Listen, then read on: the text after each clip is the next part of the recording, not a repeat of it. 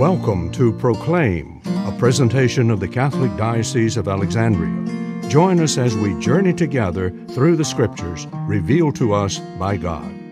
Good morning and welcome to Proclaim. As we've now completed that theological genealogy that Matthew starts his gospel with, now we enter something that is truly unique with him, the infancy narrative. And of course, with the Christmas season often giving us these narratives from both Matthew and Luke, we're very familiar with them. It's probably the part of the gospel that most people are most familiar with. And because they're rooted in history, we tend to think of them as history.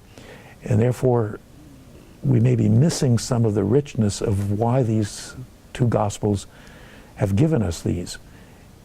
Were they only telling us what happened? And if so, why are they not closer in telling us the same story?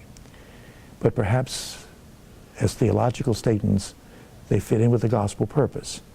And so the way Matthew presents it, he says, now this is how the birth of Jesus Christ came about. Notice that he uses the term Jesus Christ. We get accustomed to using that almost as though Christ were his last name, but that's really a title. This is a somewhat unusual usage to find in the Gospels. It tends to be a usage that the church developed, but in actual fact, probably a more correct way of describing the fact of Jesus being a name and Christ being more a title, a translation of the word Messiah, would be Jesus the Christ, Jesus the Messiah.